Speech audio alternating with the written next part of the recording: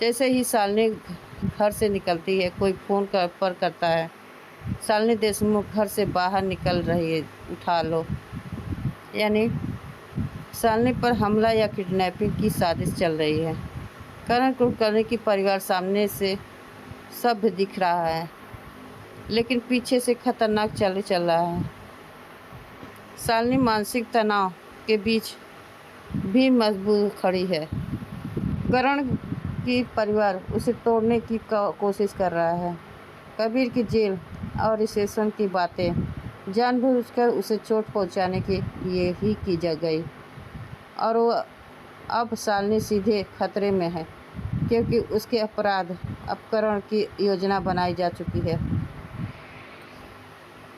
कहानी में ज़्यादा रहस्यमय तनावपूर्ण हो जाता है। शुरुआत में घर का माहौल थोड़ा हल्का दिखाया गया है कि पीहू अपनी मम्मी से पूछती है कि क्या वह खाने में मदद करे।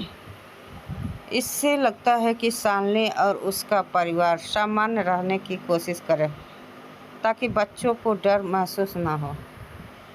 लेकिन अंदर ही अंदर सब जानते हैं कि वो बहुत बड़ा खतरा टल चुका है।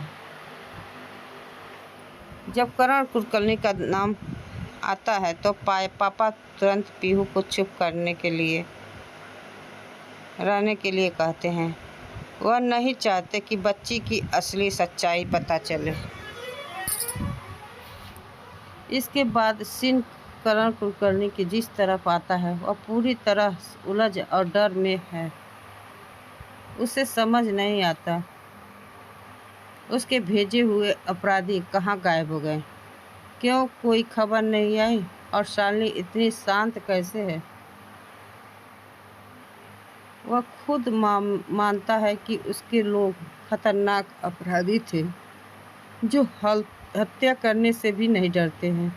इसीलिए उनका अचानक गायब हो जाना उसे असंभव लग रहा है। फिर उसके दिमाग में एक ही नाम आता है, परशुराम। उसे शक होने लगता है कि शायद परशुराम वहाँ पहुँच गया था और उसी ने पूरा खेल पलट दिया। करण बार बार कहता है इम्पॉसिबल, क्योंकि उसे यकीन नहीं हो रहा था कि कोई उसके प्लान को पहले से जान सकता है। अंत में वो किसी अंकल को आदेश देता है। अगले दिन परिवार के साथ शिव प्रसाद देशमुख के घर जाना है, और वहाँ वही बोलना था कि जो करण कहेगा। करण अब नया प्लान बना रहा है, शायद लोगों को डराने, दबाव डालने का या झूठी कहानी फैलाने की कोशिश कर रहा है, ताकि मामला उसके खिलाफ न आ जाए। शालिनी का परिवार सच छिपाकर शांत बना हुआ है।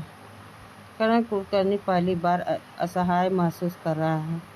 उसे शक है कि परशुराम ने उसके आदमियों को खत्म कर दिया, और अब वह अगली चाल चलने की तैयारी कर रहा है।